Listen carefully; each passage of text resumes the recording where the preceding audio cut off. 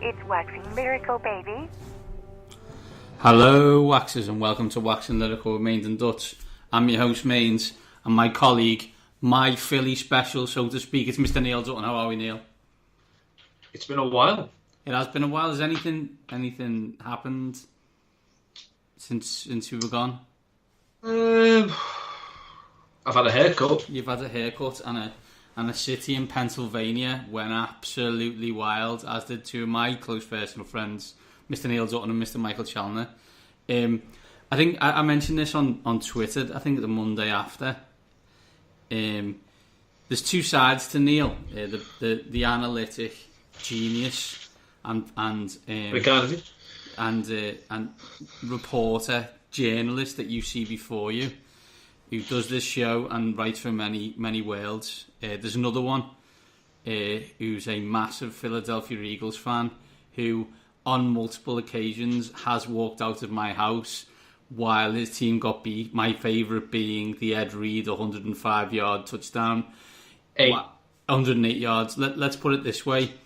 Ed wasn't at the 50 and Neil was out the door. Oh, I beat him for that 108 yards. I did it quicker than he did. So as we will come on to fallout for both teams, and then we will speak to one of the greatest voices in Philly history, Mr. John Barchard, to see how he's fought. Let's be brutally honest, Neil. The last time listeners to our show heard John's voice, John was in tears, telling us, rightfully so, by the way, not to give up on this team because of Carson Wentz.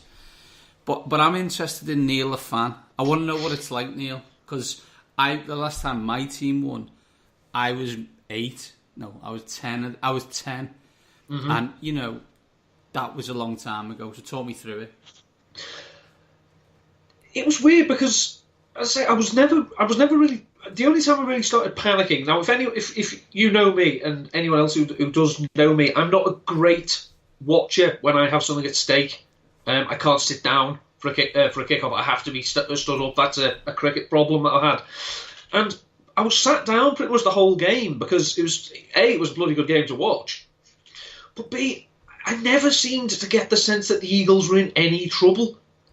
I mean, obviously, it was just a case of the offense is going to get a play. It doesn't matter. We just need to stop them once, and they did. It happened. I mean, the moment of seeing the ball come loose from Brady's hand was a greater feeling than seeing the ball fall short when the clock's ticked to zeros, just because that was the end of the game. Seeing the ball come out was the realization that it was going to happen. It was like, this is it. That's the ball game. I think from our point of view, we've watched many Super Bowls together, and we watch with many different people. And the only time I've ever seen that in real life was our doctor, Mr. Dr. Andy Green, Sam Aldessi's best mate. When I can't remember the New Orleans Saints cornerback now, what was his name? Tracy Porter catches the interception from Peyton Manning and goes back the other way. That is excitement, that is joy. That's in theory what you're describing from the fumble. Yeah, I say it was. I mean, I'd say I was watching it with Chal in Chal's house, having invited myself and basically arranged the whole night, the whole evening, which was very pleasant. It was, and it was, every time the Eagles scored, a touchdown, we'd be up cheering. But it was you personally have a childlike obsession and reaction to fumbles. Yeah, love a fumble, me. Like, love, yeah, always have, always will. Will leap out of your chair and shout fumble. And it was the same. Me and Chal both jumped up, but I think I didn't shout fumble. I shouted, the fucking ball's out. And, the fucking ball's out. And Derek's got it. Yeah, I can call him Derek. You call him whatever you want now, Neil. Call him whatever you want. But it was just, I say, that moment was, oh my God. I mean, I've seen the Eagles lose a Super Bowl. I've seen them lose title games. I've seen them not run the ball on 3rd and 1 and punt it away, and then be going to win anyway. So I look stupid. But it was everything coming together. It was, as John said, this was, if it was going to happen, everyone had to step up, and they did. And it was like, how has this happened? How has this team that couldn't move the ball against the Dallas second string, they've just won the Super Bowl? They beat Tom Brady, who, by the way, please give up, knowing you're beaten. Because he doesn't. He never has, and he never will. Oh, it was. Obviously, the parallels are going to be drawn because of the symbolism. It was Creed versus Balboa, the first one. Yeah, well, absolutely. It was literally, but give Nick Foles his due. It was, he put his hands, come on, I can still take whatever you've got. It was an incredible game, and ultimately it'll always come down to to one thing. The Philly, and of course, why didn't you play Butler? Yeah, of course, Neil. And let's get into that kind of fallout from both teams. If we start with the losers this time, 5-time Super Bowl champs, so no one's really crying for them at losing one of these. Although it is their 5th loss, weirdly enough, and it's New England Patriots. First thing, I guess, Neil, of the fallout from this is the coaches. I was listening to a Bill Simmons podcast. And he interviewed a guy from WEI, just who does the morning show. Did he get suspended while he was talking? The guy knows he's a dick. He pretty much said it on the thing. He basically says that's where you got to be on WEI. People were asking for Bill Belichick's head on Monday after the Super Bowl. Bravo to them. But in all seriousness, though, the defense goes and the offense stays. I guess that kind of sums up the season from the Pats' point of view. The offense was always good and the defense was pretty bad throughout the whole year. It's incredible. We have mocked the Dallas Cowboys in the past for saying, they drafted Ezekiel Elliott to help their defense. Tom Brady papers over an awful lot of cracks in your defense because, you only have to keep the game close with 2 minutes to go and give them the ball. And, the Patriots have always given up yards. They are the classic bend, don't break system under Belichick. They just don't give up points when it counts. And ultimately, it just came down to a situation where Tom just didn't have one more miracle in him against a defense that couldn't stop anything. Everything the Eagles did, they couldn't stop it. For me, what the classic moments was on sound effects before the Philly special, before the Eagles called the timeout. Dion Lewis went, "This is a no-brainer. They're not going for it. This is not the Eagles that you got drafted by, Dion. It's no, this is not your father's Eagles." But yeah, ultimately, people you say people call for Bill Belichick's head. I know one person, we've spoke to him in the last few weeks, who demands answers. Matt Kelly. Because the thing I can understand, if you're going to punish Butler for something, make him inactive. You've cut your nose off to spite your face. You've gone in with 45 players instead of 46 because of this. Why? Because the players you put out, oh my God. I said to Charles before the kickoff, Aguilar will have 10 catches today. He had 8. But he was all over whoever they put in the slot, and it wouldn't have happened if it had been Malcolm Butler. If we go on to the Eagles side, from the coach's point of view, massive change on offense rather than defense. Keep Schwartz, although as you said, not his best job in the Super Bowl. But as you said, he's against the greatest quarterback of all time. You can kind of allow it, and in theory, his defense did make the play. But no John DeFilippo. He's now the offensive coordinator in Minnesota. I know Frank Reich, who's now, due to situations in New England, the head coach in Indianapolis. I guess the question is, what does that do for the offense, in your opinion? I guess we'll get John's later on. Well, in my opinion, obviously we saw on the players, it's next man up, and the next man up philosophy is it doesn't look like the Eagles are going to have an offensive coordinator per se, because Doug Peterson calls the plays anyway. They're going to have Mike Groh as the passing game coordinator. He was the wide receiver coach last year, and really should be given a ton of credit for what he did with Nelson Aguilar and Mac Hollins and people like that. And also then the ground game coordinator is going to be Juice Staley. I love Juice. Juice is one of my first Eagles crushes, as it were. So ultimately it's going to be the case of they're still going to be hyper involved in the game plan, and they're going to have you make sure their units are drilled enough to execute the plays that Doug will call. It's a shame. Reich had apparently had some great input, despite looking like Scott Bakula, which ultimately could be a blessing or a curse.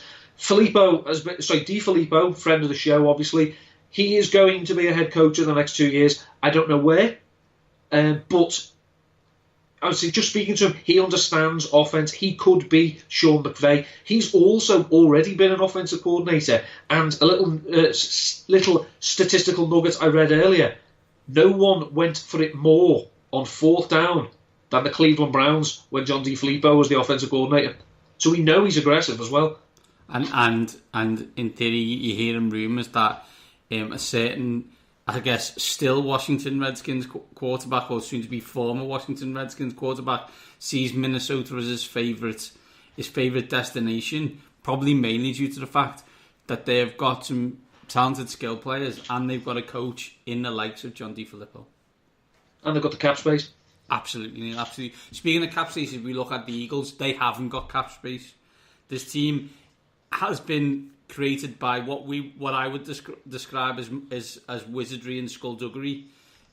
Souls were sold, and that's fine because you win a Super Bowl and no one cares about that. Is there anybody who we want to be on that Super Bowl team who did big speeches in the Super Bowl parties who probably won't be on the Eagles next year? I'd be stunned if Torrey Smith's still there. The Eagles can clear $5 million in cap space if they caught him. I would think Brent Selleck may well retire. He's obviously the longest tenured Eagle. He's seen it all, and now he ride off into the sunset. I mean, you look at the Eagles and say, they have spent so much over the cap. The Eagles are good for the NFL, for the middle range veteran. Because you see the teams like the 49ers, the Browns, the Jets, the Jaguars not spending cap space. The Eagles have spent every penny they have bringing these players in. And as I say now, if the Eagles can clear the space, which I think Roseman might just be able to do, if the Eagles want to sign, any free agents, people are going to take less to come and play for the Philadelphia Eagles because it's a Super Bowl team. Whether they'll come and play for free, as allegedly Ndamukong Suh said. Just a quick word of warning: don't come anywhere near my locker room, scumbag. I don't want you anywhere near it. But the Eagles, as I say, cap space, smack space. The Eagles will sort it out. Roseman's a wizard. On the Pat side, they also have found this middle of mid-paid veterans that was a gap in the market. No surprise that the Patriots exploited that. Obviously, they will lose Malcolm Butler, But I guess, and it sounds really glib, and I don't mean it to be. But they've got Bill Belichick and Josh McDaniels and Tom Brady, and the AFC is still the same as it is right now. So I expect them to still be a playoff team. I don't expect anyone challenging them in the East, and a high possibility that they're in Atlanta next year. Yeah, it could happen. As I say, the pieces are in place. They do have problems. They do have a lot of free agents. Dion Lewis and Rex Burkhead, Nate Solder at left tackle. Dante Hightower needs to come back and prove he's fit. They've got no pass rush. And as I say, the AFC is a very strange conference. There's no reason to expect the Patriots won't be in the Super Bowl again next year. But if it was a rematch, and let's say both teams stayed similar, if it was a rematch, the Eagles win that game again. Yeah, absolutely, absolutely, and I guess it's easy for two lads from Liverpool to talk about this, but let's go. A piece of piss. Let's go deep in Pennsylvania and let's speak to one of the greatest voices in broadcast history, one of the guys from Bleeding Green Nation Radio, Mr. John Barchard, who can tell us what the view is like from Philadelphia, high atop the mountain of NFL. And joining us now, Max and Lyrical remains in Dutch, as we describe him, being Green Nation Radio host and one of the greatest voices in broadcast history. It's Mr. John Barchard. John, how are we? Man, that's quite a title. I don't think I belong in that category at all, but I appreciate the words nonetheless. We like to say we've interviewed two great voices. You get full East Coast victory, and Matt Money Smith gets the West Coast. So good to have you with us. It's good to have you on the show. Absolutely, no, thanks for having me on, guys. It's been quite a season. So it's weird that the off season's already kind of here, and talking about going to the combine and a whole bunch of other stuff. I'm way behind on tape because I don't know if you guys heard the Eagles are Super Bowl champions, so that's pretty sweet. Yeah, I was just actually going to say, it was my first question. Do you remember when the Eagles won the Super Bowl? It was great, wasn't it? Yeah, it was fantastic. It was a lot of confetti and a lot of dancing and a lot of drinking. So it was good. I mean, it's good that you say with the cold light of day, I can look back and say, without bias or anything, that was one of the worst halftime shows I've ever seen in my life. I was half paying attention to it, and I would go on to Twitter, and it was just like, well, that's the worst thing I've ever seen in my life. And then the other half was like, wow, is that one of the best Super Bowl shows ever? So there was literally no in between, and I think everybody hated JT. So I'm glad I kind of missed it. Yeah, it's you didn't miss much. I think John, what and the last time people of this show heard your voice was not you live, but we asked nicely to get a recording of you following the Carson Wentz injury and your passionate plea to the Philadelphia Eagles to keep going and don't let this season go. So do you take full responsibility for this victory, and have you asked Doug when the ring will appear at Bleeding Green Nation Radio? Yeah, I still we're just the fittings are still got to happen here, but yeah, I can't really say that because there was a point when that happened, like I definitely didn't want the season to end, and you could definitely hear that and see that if you were watching us live, but I definitely wavered. I didn't think as soon as that Oakland game happened, you're just going like, wow, this is going to take a lot more than just a good defense and a running game, and then all of a sudden Nick Foles turned into Joe Montana. And no, I don't care if you were the biggest supporter of Nick Foles. No one expected him to play those types of 2.5 games of just outstanding football, and it's great. It's exactly what everybody kind of had in mind. And when Doug said that he's not going to change the offense, and there's a lot of discussion and debate about exactly how this Eagles offense is going to look and what the defense is going to do, but the offense really carried them, especially in the Super Bowl. I mean, they absolutely crushed the Vikings, and they were able to hang with Tom Brady in a shootout, and that was something that you kind of gained confidence from. We all kind of came back after that Falcons game, because if we said, if he plays like that for 4 quarters, then I do think they have a really good shot at the Super Bowl, and he played far and above what that was. And it was just I still can't really get my head around it. I don't think it's really sunk in that this team kind of went on and did what they did. You're going to look back at 2017 Eagles are now with the same as the 90s Giants, and that's what we kind of looked for, any semblance of hope when it comes to a backup quarterback. So now they're in there permanently forever. You will always hear the Eagles story when the QB goes down. So it's just been a crazy season, and I'm so happy that it ended in the Super Bowl.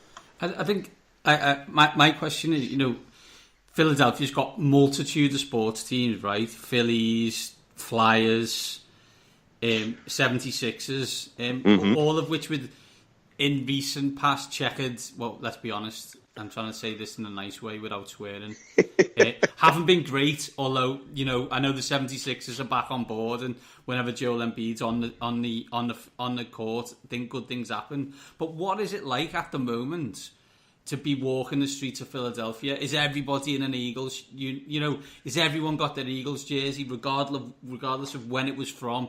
Is it the old style, the new style? We got Juice Staley, we've got Randall Cunningham, we've got Reggie White, every top you can imagine. Is that what's going on? And is everybody just almost, Philadelphia's got one of them, vibes of being a bit of an angry, angsty place, but has it gone happy? Whoa! Since when? No, not. It's an East Coast place, do you know what I mean? It snows a lot, it's cold, there's reasons to be angry, but are people happy? And, is there a bit of we've done it, finally, this team has done what we've been asking it to do for, 50 years? Yeah, just so you guys know, I mean, Philly's always been a pretty happy place, even though it doesn't have maybe the perception or the kind of image that it might present that people kind of jump into. people love this town. This is a great city. People are, I'm not going to say everybody's overly friendly. That's every East Coast city or whatever. But yeah, now that this is completely lifted the city. And not only that, you can start to feel this vibe between the other franchises, just like you had mentioned. I mean, the Sixers haven't lost since the Eagles won the Super Bowl. They're very cognizant of what's going on. And just last night, as we're recording this, they didn't have Joel Embiid, and they came back from 24 down and still won the ballgame. So there's wow, there's that. There's the Phillies. Their spring training's getting they have a new manager that's coming in. He feels the same vibe, so much so that he addresses it in his opening press conference, and so do some of the players there. And the Flyers are winning a lot. Like, everybody's just kind of gravitating. It's all lifted those people up, and the apparel, or more or less, it's not old stuff. It's everything that's new. It is everything that says Super Bowl champions on it. People are wearing it, like walking around, strutting as they should. It's like a new fashion show, and everybody kind of goes, "Oh, where'd you get? Ooh, nice Philly special. Ooh, where'd you get that from? Ooh, yeah, ooh, authentic. Mitchell and Ness. Ooh, that looks really good." So I'm doing the same thing. I mean, like a new jacket just showed up. I've got too many hats. I've bought that. Like I think we just want to make sure that it's real. We're grabbing onto all sorts of different stuff. We are spending money like it's crazy. If somebody needs help, not a problem. Here you go. Here's my wallet. Take my wallet. Like, it is that type of vibe right now, and I think that's going to continue on for a very long time, at least until the Eagle season starts. I've even tried to just look forward and go like, okay, what do we want now? I don't have an answer. Like, this is what every Eagles fan wanted since forever, is just one Super Bowl. And I don't think anybody's concerned about winning another one, even though we know that's what we're supposed to say. It's like, yeah, I want to do that again. Nothing's going to be like this one ever. So that'll probably change once you get into training camp and stuff, and you want to hear about Carson Wentz. And there's kind of this underbelly of worry again, and what to do with Nick Foles and all that other stuff. But like, this is. I want Carson to go out and win one, but outside of that, I don't have. They could go pretty much 2-14, and I'd be fine. Like, I'm good. I don't know what's going to happen next. That was actually going to be one of my next questions, John. I mean, obviously this first one has been, it's been a coming together over many years for most people.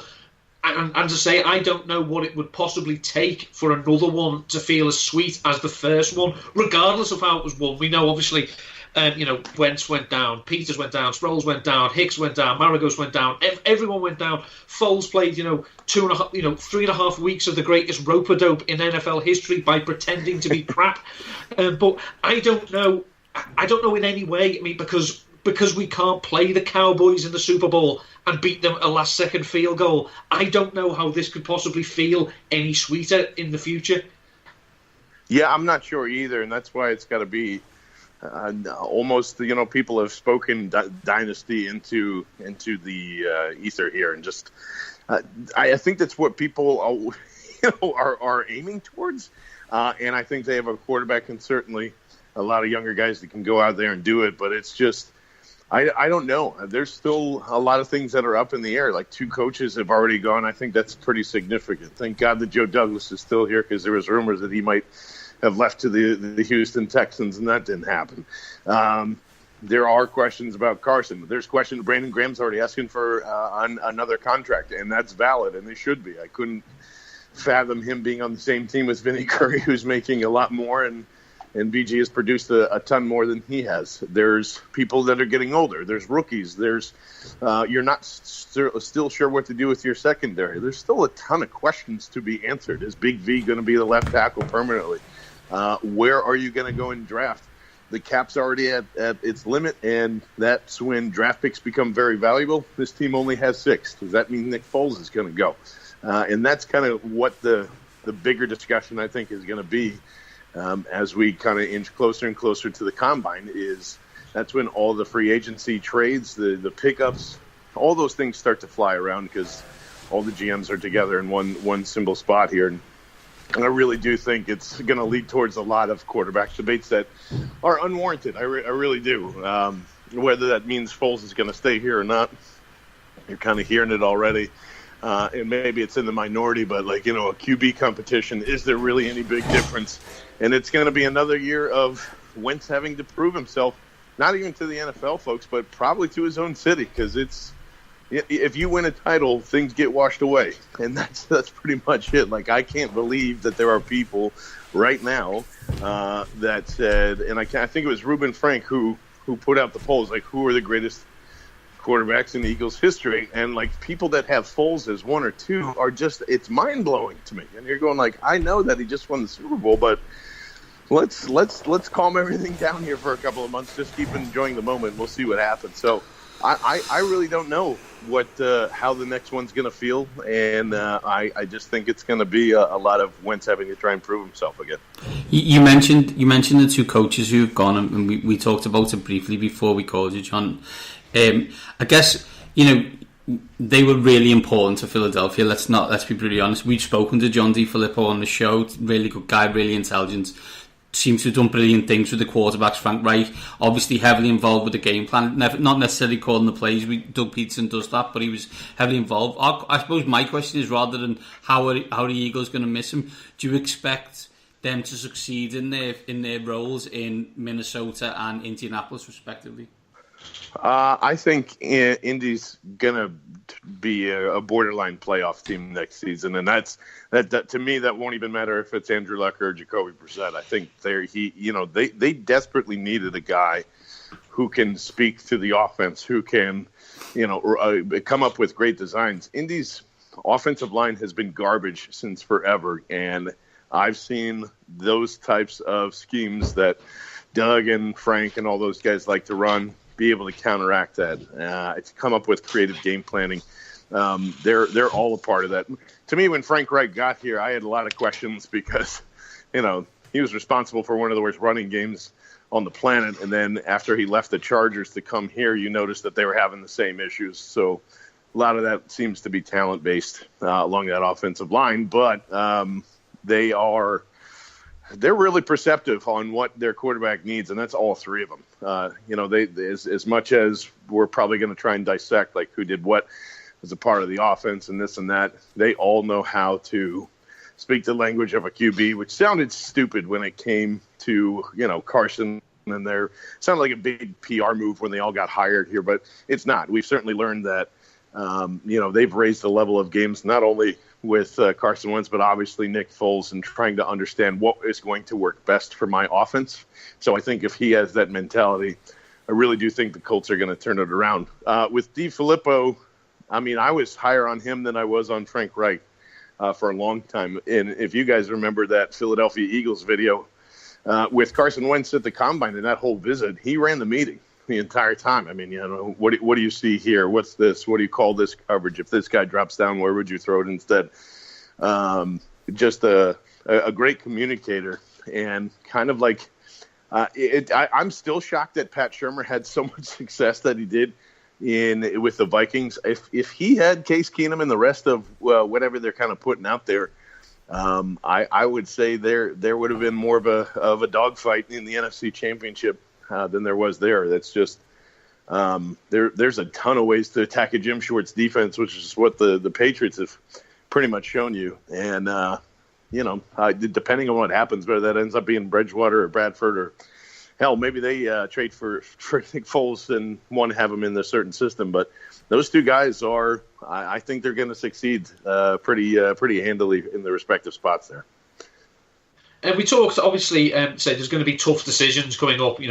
As you say, people are going around saying, you need some help, here's my wallet. I think Howie Roseman might be one of those people, because obviously the Eagles are pretty much overdrawn. Should we say their bank account looks like mine after a night out where I was only going to have a pint and then end up in 3 a.m. with no memory of what happened. There's going to be tough choices. There's going to be players that might have to move on. Are there any players that you think are pretty much a lock not to return? I think personally, I wouldn't be stunned if Brent Selleck retired, because he can go out on top. But other than that, are there any players you think that the Super Bowl was probably their last hurrah? Yeah, I think that's kind of what Brent was looking for in his contract, and it's made for that. I think Torrey Smith is pretty much the other candidate that's there. People have kind of gone through all the different theories that they have, but it's got to be somebody. You drafted Matt Collins for a reason. Torrey made some huge plays this season. He also made some bad ones, and you need a guy with a steady pair of hands, and Matt Collins certainly is that, and he's still on his rookie deal. So I would look for, Torrey Smith, I think, is pretty much a lock. Vinny Curry's pretty much a lock unless all these guys restructure. I would still wait to see what is going on with Jason Peters. The Eagles will definitely not cut him, but maybe there's a small chance that he decides that he's going to move on. I know that the talk of the Senior Bowl more or less was it doesn't matter the outcome, he's coming back, and I kind of buy into that too. I'm not.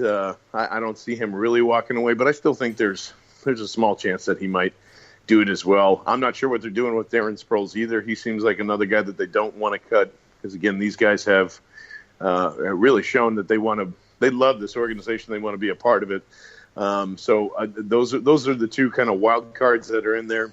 Other than that, there's not much that they're probably going to shed here unless they find somebody that they want to package together with, Kendricks and Foles, or, he's going to be in the rumors again for what seems like the fourth year in a row. They need help at the linebacking spot. So I'm not sure that they can actually do any of that or move on from it. Again, this is where it comes back down to the same things they were talking about. This core is pretty much really locked up until 2020, and you're going to have to find those undrafted free agents. You're going to have to hope that Donnell Pumphrey kind of pans out and becomes another weapon in this offense, which is, I think we're probably getting to his last shot of being a part of this team. It's going to be a really important training camp for him moving forward.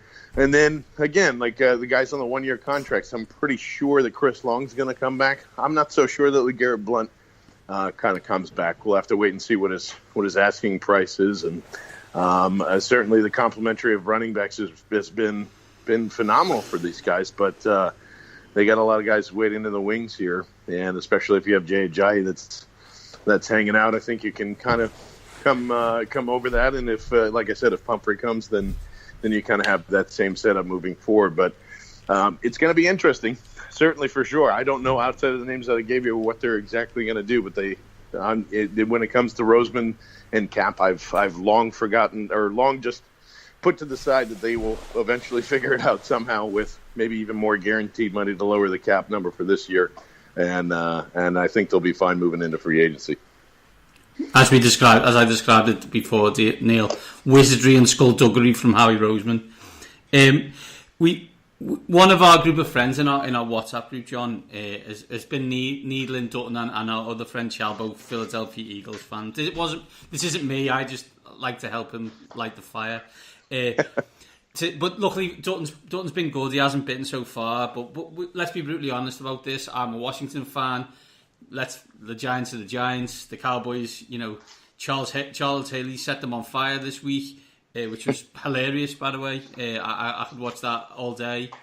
Bravo, Charles. But that's the East, and you guys won that 13-3. As we mentioned, with a backup quarterback, not the franchise, and the NFC as a whole. You cantered through it. Little bit of a wobble against Atlanta, but that, as Neil said, that was Nick Foles playing his Muhammad Ali rope-a-dope position. So I guess the question is, do you expect in 18 years to have been in as many Super Bowls as the New England Patriots? So what's the question? So I was just wondering if you expect in 18 years' time, when we have this interview, to have just been in your 8th Super Bowl in that period of time. I mean, maybe that's. I think we would all be smiling if that was the case. I don't think it's going to come back because let me off the top of your heads, do you know how many teams in the NFL period have won back-to-back Super Bowls? Anybody have any guesses? 4. A little higher than that. 7. So in the history of this game, there's only been 7 teams that have been to repeat. So that's tough as it is. And then you're talking about multiple championships. We already know who those franchises are because they're always talked about every freaking Super Bowl. The Stairway to 7 with Pittsburgh, and Dallas has theirs, and so on and so on and so on. The Patriots have it is the dynasty word. It's really tough. Do I think this team has a chance to do that? maybe. I don't think they're going back to the Super Bowl next year, but we'll have to see. I don't know. This team's going to come back stronger at the QB position, in the secondary position. I have concerns about Timmy Jernigan kind of sliding off there in the tail end of the season. I had some worries about that heading into it, but I mean, we can all kind of nitpick that to death. This is still a very strong football team. If we all believe that things can turn around so quickly in the NFL, then you also have to believe things can go the other way as well. And I'm certainly not saying that the Eagles are ripe for regression, just for the same reasons that I've said. But it's extremely hard to win a Super Bowl. It is really, really, really hard. So for them to, again, jettison two offensive coaches to kind of have a little bit of a restructured roster. Like this year was so special because everything just worked, the chemistry right away, with a ton of new free agents, with a ton of new rookies, people in different positions, injuries, all that. There's something to that, and the league, the schedule, it all kind of lines up with that. Like Jimmy G and the San Francisco 49ers are going to be a tough out. They're going to be a really tough team, despite they still have a lack of talent. But, Jesus, they score on 30 of 50 drives when Jimmy G gets in there. That's pretty insane. Is it sustainable? Probably not. But along with the NFC East, which I think is, I don't know. I don't know what it's doing. Certainly, Redskins, good luck. I have no idea what's happening there. Dallas, are they as bad as what they were last year? Probably not. That's been Jason Garrett's MO. Win big, mediocre. Win big, mediocre. Win big, mediocre. And then the Giants, we'll wait and see. I mean, it's a new fresh breath of air with Pat Shurmur, but it's Pat Shurmur. That's to me, that's not a astoundingly confident head coaching hire. But then again, neither was really dug in the perception it was kind of 2 years ago. So I don't know. I certainly think that obviously they are contenders to go in there and compete for another one. But again, a lot of different moving factors. I think it's really, really hard to win a second one. Looking ahead, John, let's say we'll focus on the Super Bowl. If the Eagles are rolling into Atlanta like they rolled into Minnesota, how excited are you that the Eagles are actually headed this side of the pond in 2018? Oh man, I can't tell you how happy I am to kind of rub elbows with you guys and head out to London and just enjoy the atmosphere of that, because it's not too often that you get an AFC champion finalist or an AFC conference game finalist against the team that just won the Super Bowl. I think that's pretty cool that happened. And on top of that, I mean, it'd be my first time out there, so it's I'm elated to go just check out the atmosphere and see how big not only the NFL fan base is, but it seems to me like there is a large contingent of Eagles fans that are in the UK, and I can't wait to just kind of embrace all that stuff, because there was certainly a lot of folks that came over here to watch the Super Bowl with us. So I think that's awesome. And the Eagles don't lose a home game out of that either. So that's fine by me, and I'm really looking forward to it in October. Yeah, I mean, let's be brutally honest about a couple of things here. Most of the games we've had in the UK have been garbage. So the chance to have a game of the what looks like right now, I know it's the 15th of February, but as two excellent teams is good. I would suggest that one of the major reasons that you have a lot of Eagles fans in the UK, John, is the same reason that Neil is an Eagles fan. One of the jump ups in NFL viewership was when Sky Sports took over from a UK point of view, and that happened to be around the same time the Philadelphia Eagles drafted a certain Donovan McNabb. Aha. There is one thing, though, John. I don't know if you won't have seen it, obviously. I don't know if Maines did, depending on what channel he watched the Super Bowl on. At one stage, the BBC rolled out Gareth Southgate, as the England soccer team coach, and he did not have a clue what he was talking about.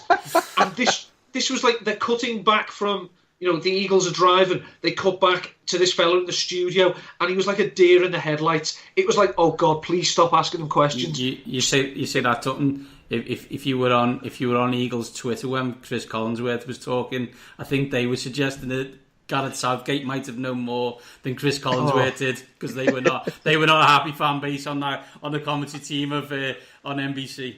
See, I didn't tweet much during the game, but when Southgate was on, I just tweeted, "Oh God, get him off," for his own sake. Yeah, it was painful. Save yourself, John. Leave it up to the TV networks to figure out. Hey, it's kind of the same thing.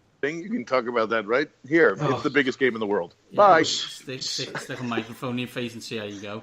You can barely talk about English soccer, so I mean, let him talk about American football. You got no chance. John, thanks a lot for your time. We've got one final question. Obviously, the off season is upon us, but Bleeding Green Nation still continues. What do you guys have in store for the months ahead? We just brought on board the fellas from a podcast called Locked On Eagles, which is Michael Kist and Benjamin Solak. Benjamin was already writing for us and doing some other stuff, and I really like Michael's work too in their show. So we actually just brought them back into the fold. They're going to be a large part of our NFL draft coverage, along with just our regular shows as well. Like I said, we're going to head down to the NFL Combine, get the lay of the land there, and do some updates from there. And we got a couple of really special things planned. One being that we are trying to get everybody together to go to Canton this year in August, when Brian Dawkins gets officially inducted to the Pro Football Hall of Fame. And we got some really cool stuff lined up for that. So we will keep everybody updated. And also the petty bus, as we are calling it, is going to roll into Dallas for the draft this year. And we're just going to have a ton of fun in an Eagles green bus or something of the like, and just try to hammer home to Dallas that we are indeed champions, and we can display the rings that they've been asking for so many years right in front of them as they're hosting the NFL draft. So a lot of good stuff coming up in the off season, and certainly a lot of player interviews as well. I just want to see Eric Allen announce an Eagles pick. That's all I want. Oh, it's happening. I mean, if they don't do that and get Brian Dawkins in there too at some point, then they're doing it wrong. I fully expect that to happen. Well, John, thanks a lot for your time. Congratulations on your Eagles, and welcome with the rest of the NFC East to being Super Bowl champions. Yeah, thank you very much, guys, and to the other 12 teams that have not won a Super Bowl yet, I promise you it is possible. So there you go. And that was the brilliant John Barchard there, with a signal of hope at the end on those 12 NFL teams. Don't worry, it's possible. Believe. Balls to you. I was expecting him to say that. I was about to say to the other 12 NFL teams, unlucky, never going to happen. The other 12 teams. Yeah, exactly. How about Bofa? Yeah, how do you like them apples? Neil, that's the end of the 2017-2018 season. We will be back now talking draft, talking fantasy repercussions going forward, looking at free agency, drafting back into Weird World Florida. We will be deep diving into Florida news to find out what madness is going on there. But we'll still be here, and hopefully you'll all still be listening. Absolutely. I say, if you follow me on Twitter at Endutton13, there is stuff there, that not just me retweeting various things that Denny Carter says. There are some articles I have written. I have, I've had some out for Numberfire. I had one for playerprofiler.com that Mr. Kelly graciously invited me to write. I'm still at Rotoviz, still at Numberfire, and I hopefully will be writing something for 2QBs as well. That'll be after the draft. We'll still be here. We'll be talking nonsense to each other. We're going to try and get some guests on, some very, very notable guests that hopefully we'll have on the next few weeks. One of which I couldn't be more nervous about because he has been portrayed in a recent Hollywood film by a very prominent actor. That's a little tease I'll leave. So hopefully we'll get him soon. And yeah, it's been 2017 as an NFL season was just magical. It will be the one I will always look back on with pride, with at times sadness, very little anger throughout the season, which was very unusual for me. And, you know, ultimately, I could do what the Tampa Bay Buccaneers have done, i.e. stink forever, but they got the ring. Congratulations, Neil. Congratulations, Eagles. This has been the Eagles Parade. These top guys are out.